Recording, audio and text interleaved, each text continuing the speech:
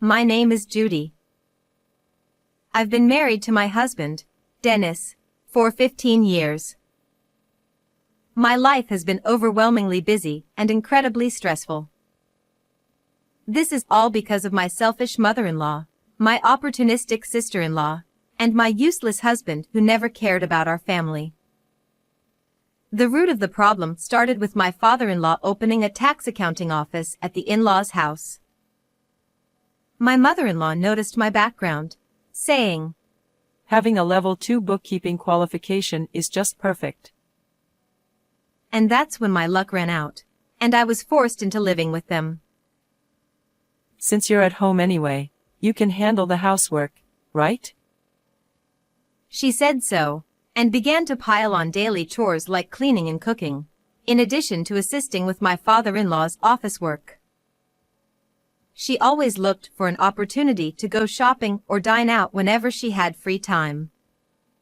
She had a personality of favoritism towards those who she liked, and her favorite was my brother-in-law's wife, Nicole. My brother-in-law and his wife, who live about an hour away by train, have kids, and whenever they have time off, they all come over. Technically, they do give my mother-in-law a heads up before visiting. "Leave the kids to me." She says this with such confidence. Nicole also takes advantage of my mother-in-law's words. "Okay then, we'll come over tomorrow." It's such a carefree response, not considering our plans even a bit. And true to my mother-in-law's take-it-easy words, Nicole wouldn't lift a finger to help with the kids, leaving everything to me. She seems quite pleased with herself about it. We have one daughter, while they have 3 boys. They eat a lot, so cooking for them is quite a task. "Are you planning to put me to work on my precious day off?" When I asked Nicole for help with meal preparations, she would get upset. I have other work besides housework, and I don't have enough time. If I insisted, my mother-in-law would step in. "Are you looking down on Nicole because she's a housewife? Let her relax at least while she's here. You're really being mean." "Exactly. Being a housewife is so tough. You're so thoughtful and kind. I just love you." Nicole would then smile at my mother-in-law and take her arm affectionately. Every time I remembered her smug face as she walked away, my anger boiled inside me. And just when I felt like I was going bald from the stress, my husband added insult to injury. When I complained about my mother-in-law and Nicole's behavior, my husband responded with, "Housework is your job, isn't it? You always end up doing it alone even though you say you're busy, so why do you ask for help?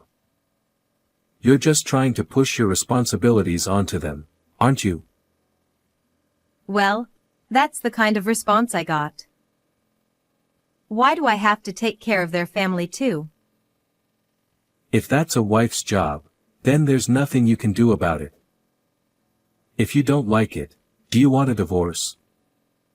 You, who don't have any significant qualifications, can you even get a divorce? He knew I couldn't, and he smirked. My husband, whom I thought I married for love, became increasingly cold towards me as our honeymoon phase passed. Perhaps he didn't like that I prioritized my job over him, or that my father-in-law had high expectations of me. That jealous jerk. While screaming this internally, I remained silent without arguing back. "Hey, I'm busy studying for exams." He casually ended the conversation. My husband seems to want to take over the tax accounting firm, but he keeps failing the exams. You don't have any significant qualifications either. I wanted to shout this out, but in these tough job market times, leaving home with just a level 2 bookkeeping qualification is scary. I told myself that it's not the right time yet. Among the enemies in my in-laws' house, My father-in-law was the only one in a neutral position. He may be a useless guy who doesn't care about household matters and leaves everything to my mother-in-law's control. But on the other hand, he's someone worthy of respect as a professional. Unlike my mother-in-law and husband, who dump everything on me, he takes the time to teach me his work thoroughly and even suggested I become a tax accountant. Having a goal makes it surprisingly easier to overcome hardships. The future goal my father-in-law gave me became my anchor. I studied diligently in between busy schedules, passing each subject one by one. The joy I felt when I finally passed all the subjects is unforgettable. With practical experience under my belt, I got registered as a tax accountant, and both in name and reality, I became a member supporting my father-in-law's firm. It seemed that my husband didn't appreciate me starting to work as a tax accountant. He became openly cold towards me. When I tried to offer words of encouragement while he was studying for his exams, he snapped, Are you looking down on me? You're such an unsympathetic woman. He'd also bring up my brother-in-law and saying, He's lucky, isn't he? Nicole is beautiful. Why did I end up marrying someone like you? We only have one daughter. Even my mother doesn't like you. You're the worst wife. He would belittle me like this. My mother-in-law continued to dote on Nicole, favoring her children over mine. Nicole took advantage of this, acting selfishly and even once leaving her kids with us to go on a trip with my brother-in-law.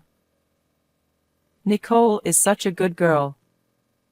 She even thinks of us and brings back souvenirs when we can't go on trips. And compared to her, you always have a sour face and act all high and mighty just because you became a tax accountant. Honestly, you're such a terrible daughter-in-law. I had grown accustomed to my mother-in-law's snide remarks, and I honestly found myself torn. I had prepared divorce papers, fully intending to divorce once I became a tax accountant, but when it came down to it, I didn't know when the right time would be. I had thought that obtaining the qualification would mean I could leave at any moment, but I also found enjoyment in working with my father-in-law, which made me hesitate to leave.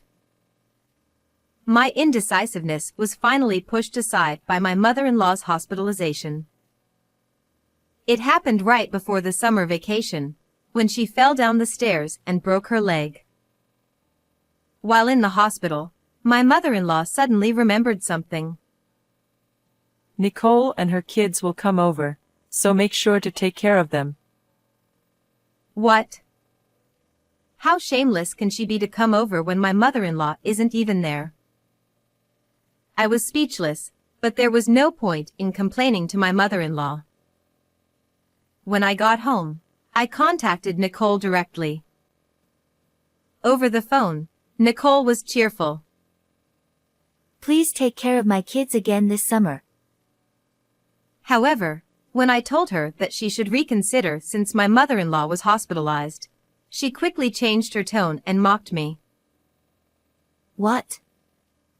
We already have made plans. There's no way we can cancel now. Are you too stupid to understand that? That's my line. Every year, you never consider how inconvenient it is for others. Enough is enough. I have work to do. I'm busy. And you want to leave your kids and go on a long trip with your husband? Don't be ridiculous. Do not come over. I talked back to her, leaving Nicole silent for a moment. How dare you talk to me like that? You're hated by our mother-in-law anyway. I'm going to tell on you. She then hung up abruptly. It seems she quickly tattled to my mother-in-law, who then told my husband. He called me over immediately. I heard you told Nicole not to come over. You're absolutely the worst. I'm really disappointed in you this time. You're so heartless.